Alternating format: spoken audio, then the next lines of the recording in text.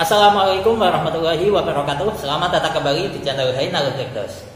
Oke teman-teman, kita akan melanjutkan pasal tentang hal-hal yang mewajibkan mandi, bagian yang kedua, sebagaimana judul. Jadi langsung saja kita mulai.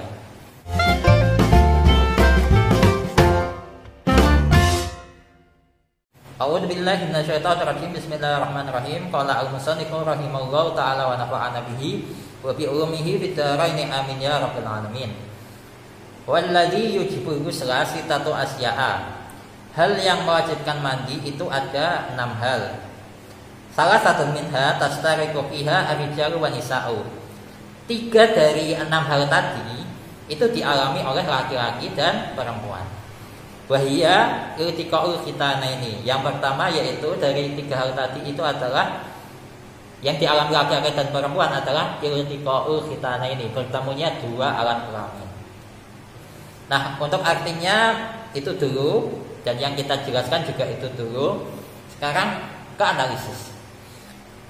Walladzi, wawunya di situ bisa kalian jadikan sebagai wawu istinaf, bisa juga kalian jadikan sebagai wawu ibtidah, terserah. Alladzi di situ menjadi mubtada, dibaca rafa, tanda rafanya dikira-kirakan karena alladzi berupa isim mausul, ya, hukumnya mabni. Kemudian yujibul ghusla, ini menjadi silahnya. Nah, kenapa kok silahnya itu tidak yujibu saja? Karena yujibu kalau kita perhatikan di situ kan fi'il yang muta'addi, membutuhkan maf'ul bih, ya. Otomatis kalau membutuhkan maf'ul bih, itu maf'ul bihnya ya harus disertakan agar menjadi jumlah yang mufidah, ya kan? Jumlah yang lengkap. Nah, sehingga al-ghusla yang di situ posisinya menjadi maf'ul bih itu saya ikutkan menjadi silah, menjadi satu paket silah. Nah, sekarang kalau kita analisis silahnya satu per satu, yujibu di situ fi'il mudhari yang dibaca rafa, ya, tanda rafanya dhamma sebab tidak diawali amil nasab ataupun amil jazm. Dan di sini yujibu itu merupakan fi'il yang muta'addi, ya, dan sebagaimana kita sudah tahu semua, fi'il itu dibagi 2. Ada fi'il yang lazim, ada fi'il yang muta'addi. Fi'il yang lazim itu fi'il yang tidak membutuhkan kepada maf'ul bih, atau gampangnya itu kalau bahasa Indonesianya itu kata kerja apa saya lupa. Kata kerja itu pokoknya kalau yang fi'il yang muta'addi itu kata kerja yang transitif, membutuhkan objek, ya. Dan di sini yujibu itu fi'il madinya aujaba. Aujaba yujibu. Nah, kemudian untuk fa'ilnya itu adalah dhamir mustatir, takdirannya huwa, dan huwa ini kembali ke alladzi, yang sekaligus juga dhamir mustatir ini menjadi aid atau dhamir yang kembali kepada isim mausul, ya. Kemudian al-ghusla menjadi maf'ul bih, dibaca nasab, tanda nasabnya fathah karena al-ghusla berupa isim mufrad. Dan sebagaimana yang bagian 1, yang pasal ini bagian 1. Jadi al-ghusla itu artinya adalah mandi. Tapi kalau al-ghusla jinnya dibaca fathah, itu artinya membasuh, ya. Dan al-ghusla yang di sini itu ya masdar, ya, tapi juga bisa disebut sebagai isim jamid yang maknawi, ya. Kemudian sitatu asya'a menjadi khobar dari alladzi, dibaca rafa, tanda rafanya dhammah pada kalimat pertama yakni sitatu. Karena di sini khobarnya berupa tarkib idhofi, sitatu sebagai mudhof, asya'a sebagai mudhof ilaihnya. Dan khobarnya ini juga sekaligus berupa adat makdud. Adatnya itu sitatu, makdudnya itu asya'a. Di situ kalau kalian perhatikan sitatu asya'a, sitatunya di situ ada tambahan tak marbutoh, ya, bukan situ asya'a. Nah, kenapa? Karena di sini kalau kalian perhatikan makdudnya yang asya'a itu kan jamak. Itu kita lihat ke bentuk mufradnya. Bentuk mufradnya kan syai'un, ya. Dan syai'un itu adalah isim yang mudzakkar, ya. Nah, kalau makdudnya itu mudzakkar, pokok dilihat bentuk mufradnya loh, ya. Kalau makdudnya itu mudzakkar, maka adatnya itu muannas. Contohnya ya seperti ini, sitatunya muannas, asyaannya itu mudzakkar. Ya.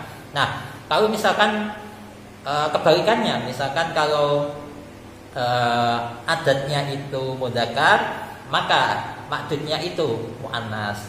Contohnya ya seperti situ nisain, 6 perempuan. Ya, di situ nggak pakai sittatu nisain, tapi situ nisain. Ya, jadi gitu. Dan selanjutnya yang asyaannya di situ kan mudhof ilah ya, dibaca jar. Di sini tanda jarnya itu menggunakan fathah karena asya'a ini merupakan isim ghairu munsharif. Ya, nah gitu. Dan manik munsharifnya di sini adalah sigot muntahal jumuh. Ya. Dari syai'un kemudian dijamakkan ke jamak taksir yang paling mentok, yakni sigot muntahal jumuh menjadi asya'a. Iya, ya kan seperti itu kan ya. Atau misalkan kalau kalian punya pendapat yang lain, tulis di kolom komentar ya. Tapi asya'a ini itu isim ghairu munsharif ya. Dan kemarin sudah kita jelaskan bahwa isim ghairu munsharif itu tanda jarnya menggunakan fathah dengan 2 syarat. Syarat yang pertama itu dia itu tidak dimudhafkan ya. Tidak dimudhafkan di sini itu maksudnya apa? Maksudnya adalah posisi dia itu bukan sebagai mudhaf atau mudhaf ilaih, tapi mudhaf ilaih ini masih diidhofahkan lagi. Itu enggak. Jadi posisinya dia yang isim ghairu munsharif ini harus menjadi mudhaf ilaih yang terakhir, agar ia bisa dijarkan menggunakan fathah ya. Itu syarat yang pertama. Kemudian harus dilengkapi dengan syarat yang kedua. Jadi 2 syarat ini harus dilengkapi, nggak boleh satu saja ya. Nah, syarat yang kedua itu dia tidak kemasukan al. Ya, seperti ini asya'a nggak ada alnya ya. Sehingga di sini asya'a tanda jarnya menggunakan fathah ya. Kemudian salah satu di sini menjadi mubtada, dibaca rafa, tanda rafanya dhammah ya, karena salah satu merupakan adat. Kemudian ini minha di sini, ini kalau kalian perhatikan minha itu kan hanya, yang dhamir hanya itu kembali ke sitatul asya'a. Jadi kalau kalian perhatikan ya di bait alfiyah, wala yajuzu ibtida binakirah malam taufiq ka inda zaidin namirah. Yang bait selanjutnya wa hal fatafikum famahilana wa rajulun minal kirami indana. Yang contoh rajulun minal kirami indana, di situ yang rajulunnya itu menjadi mubtada ya. Kenapa kok menjadi mubtada?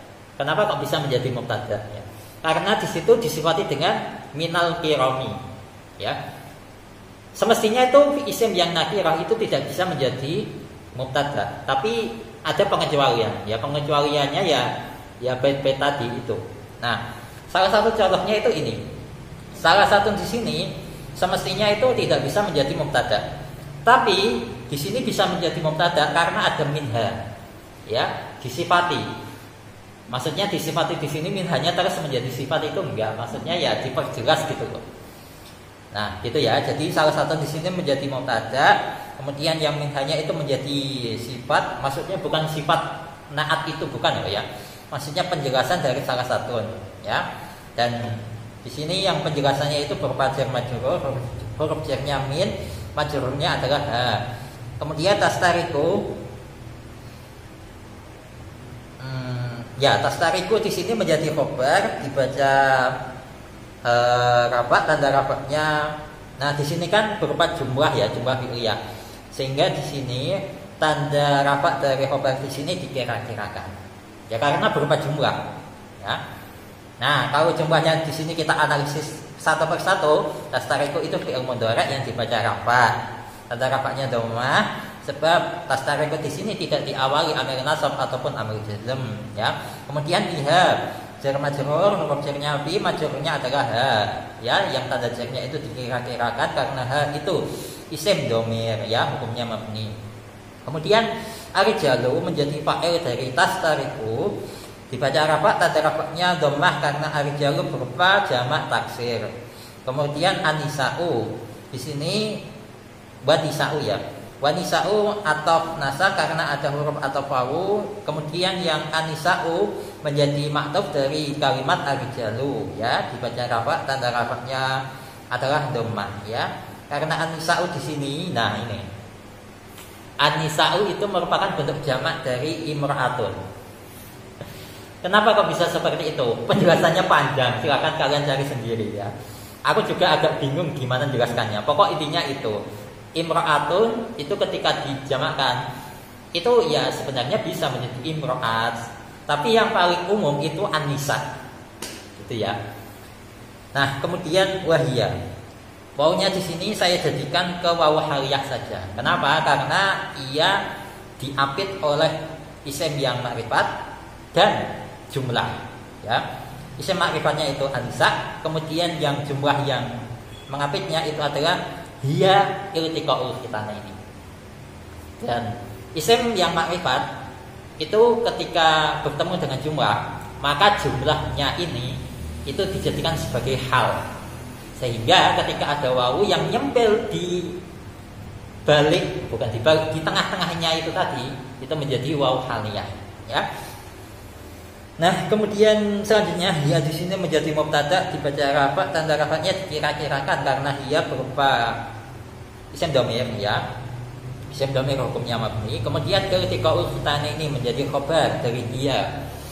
Dibaca rafa, tanda rafanya dhammah pada kalimat pertama yakni iltiqau. Karena di sini khabarnya berupa takrib idhofi ya, iltiqau sebagai mudhofnya, al khitanaini sebagai mudhof ilainya. Ya, iltiqau di situ untuk sengketnya berupa masdar dari iltaqa yaltaqi iltiqaan. Di situ penulisannya tidak ada ra'sul ainnya ya, tapi langsung alif terus lam terus ta qaf alif hamzah. Itu ya. Jadi iltiqaunya yang hamzah wasalnya itu tidak dikasih ra'sul ain ya. Itu diperhatikan. Kemudian al-khitana ini di sini menjadi mudhof ilahnya. Dibaca jar, tanda jarnya berupa ya, karena al-khitana ini berupa isim tasnya. Ya, isim tasnya itu tanda jarnya menggunakan ya, sebagaimana bait wa tahlufu ya fi jami'i hal alif jaran wa nasban ba'da fathin qad ulif. Nah, sekian dulu untuk pembahasan kali ini. Wallahu a'lam bishawab. Semoga barokah. Al-Fatihah.